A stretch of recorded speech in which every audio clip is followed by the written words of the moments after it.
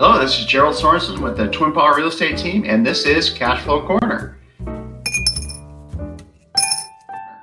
So cash flow is the biggest thing we talk about when we talk about buying investment property. In fact, it's the main factor that I put out there on the videos. If you've seen some of the videos of should I buy this property or shouldn't I buy it, cash flow is what we look at. We see what your net cash flow is. So your net cash flow is the difference, really only the difference between what you get in rent, what you're collecting in rent, and what you have to pay out in expenses. So your expenses are going to be taxes, insurance, maintenance, and those are all expenses to go against. What is your net cash at the end?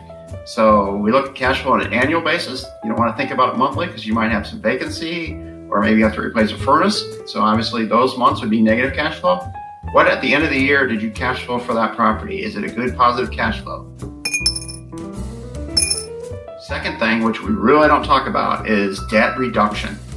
So if you have a mortgage on the property, then you have debt, and the debt is being reduced with your monthly payments.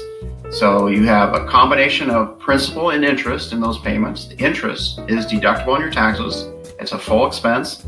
And that principal is paid for by, guess who?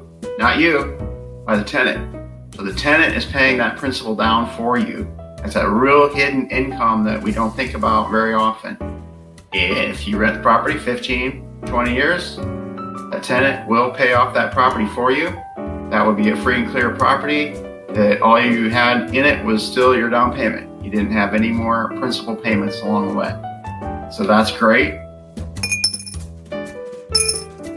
The third thing to think about, depreciation. So properties in the United States have depreciation built into the tax code. So all rental properties, you're required to depreciate the value of the property, whether it's residential or commercial. This has different terms of depreciation as far as how long you depreciate out for, but it is a required thing. So your depreciation is an expense right against that property. So you get to reduce your income on that property, maybe even put you into a loss on some properties because you have really good depreciation on them. So with that being said, then that depreciation builds up over time, and that's a real hidden income as well because you're deferring tax. So anytime you can defer tax, spend less, that's actual income. These three things work in combination. They're working all the time. Some of them very secretly, working behind the scenes, but they are working to create wealth.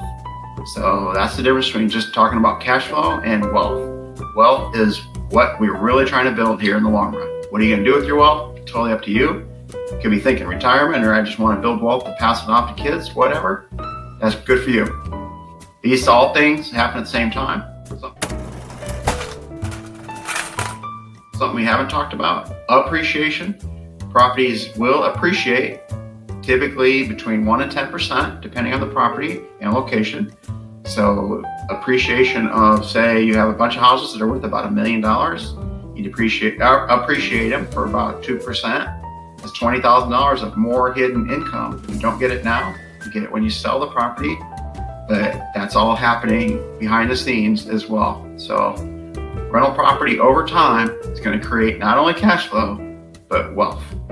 Thank you. That's Gerald Sorensen for that Cash Flow Corner this week. And we'll talk to you next time.